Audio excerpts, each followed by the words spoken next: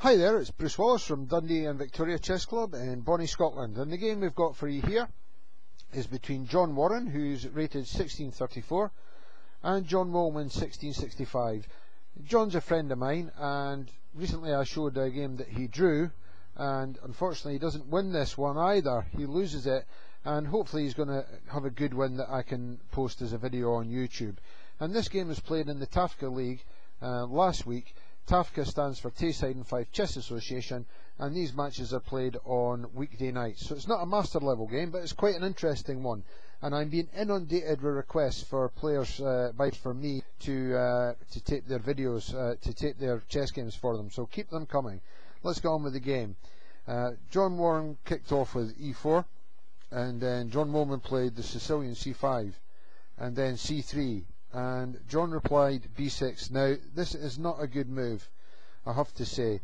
Better lines against the c3 Sicilian, although it is an annoying line because you've got to think on your feet, is d5, and then you've got lines like e takes d, queen takes, d4, and then you've got different lines. You can have bishop f5, or you can have knight f6, or you can have also knight c6. So there's all sorts of different moves that can be played, and that's knight c6 instead of d5. Another good move against it is knight f6. I won't go into the lines here, more complicated, but it's a main line against the c3 Sicilian. However, John played b6, then d4, bishop b7, f3, e6, bishop e3, bishop e7, knight h3, and the knight can move out here. It's not threatened by any of black's pieces. Knight f6, bishop e2, castles. John said maybe he shouldn't have castled into it, but this move is perfectly alright according to Shredder. Castles, and then d5. John wasn't sure about this move, but it's perfectly okay. He preferred d6, which is maybe a bit more flexible, or perhaps knight c6. However, he played d5, but this allows e5, forcing the knight back to d7, knight d2, and then John plays f6. And this really is where John begins to go wrong. Instead of f6, John needed to open up the c file by exchanging on d4, and then c takes d4. There's different options here for white, but that does give black counterplay. We can't go into these lines in any great depth, however. If we go back to position after f6, f4, now John develops the other knight, and then it's still at this stage, instead of knight c6, take the pawn. He needs to open up on that queen side, but knight c6 instead. Bishop g4 by white, f5, attacking the bishop, bishop goes back, and then John played h6, and again c takes d4 needs to be played. I don't know why John was holding back on that. He needs to open up that c file and get some counterplay. For example, if pawn takes, his knight can come to b4, coming into the centre of the board, so he needs to open up that queen side, but he doesn't. He plays h6, then it's g4, and now he takes the pawn, but really this is too late. In fact, what's recommended now is rook c8. So John is missing out in terms of move orders here, which might give him an advantage and equal things, because at the moment, if we look at the analytical assistant, it's giving us quite a fairly big advantage at this stage.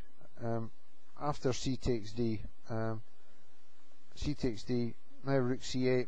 I mean, according to this, white is over a pawn ahead here. a3, queen e8, g5, and here John took the pawn. Now instead of taking the pawn, king h7 was recommended as a move, then bishop h5, queen to e8, g takes h6, and then g6. Basically, black is using white's pawn to shield behind, and although black isn't doing particularly well here, at least he's still in the game, although a pawn down. However, John took the pawn took back, then John plays f4. John's trying to get in some tactics here to try and even up the game, and it nearly succeeds. Knight takes, and then bishop takes. and here white's advantage is down to 0.7. Bishop to here, hitting the queen, and now black should have played queen e7, but John goes in for some dubious tactics here. After bishop to h5, John played bishop f4. Now what he was hoping for here was bishop takes, and then bishop takes bishop, check, king to here, and then rook takes, and in fact black is ahead here, 2 pieces for the queen, with the solid position and good counter chances. In fact, nearly 2 pawns up according to Shredder here. However, if we go back, after bishop takes f4, the point is that white doesn't have to take the bishop, and white now plays an excellent move. Can you see it? Pause the video. 1, 2. Rook takes bishop, an excellent move. And now basically, black is doing very badly indeed. The only recommended move is queen e7, and white has now got a big attack raging. Rook g4, and then black plays king h8. Now here black had to go in for basically a sacrifice in order to maintain counterplay, with either knight taking the pawn on e5, and d takes, and knight takes, and white's advantage is just over a pawn here, but black has moves like d4, opening up the bishop on the long diagonal, rook coming down the c-file. There's active counterplay. White's king is also open, so the knight takes e5 also gains 2 pawns for the piece. But as it is, rook h8 is disastrous because of bishop g5. The queen has no squares, and the knight has to block in order to stop the loss of the queen. So knight f6, e takes, g takes, and black is down a piece even less favourably, and his king is fully exposed now, and a good move from white, who's winning now. Rook to here, and this is giving up a bishop for a mating attack. Pawn takes bishop, and then white wins with a lovely interference move. Bishop f7, a check here, discovered check.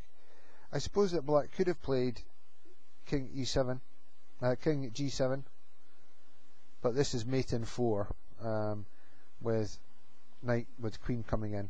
So after bishop f7, really black is lost here.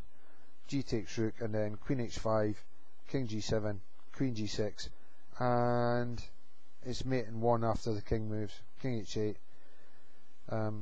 queen h6 check. So after queen h5 check, king g7, queen g6, black resigned.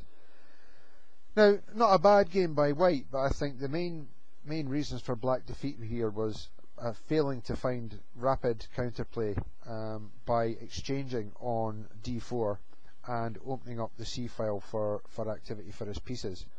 But a nice sacrificial attack to finish off. Well, thanks again, and we hope that John can provide us with a winning game for the next video. Bye!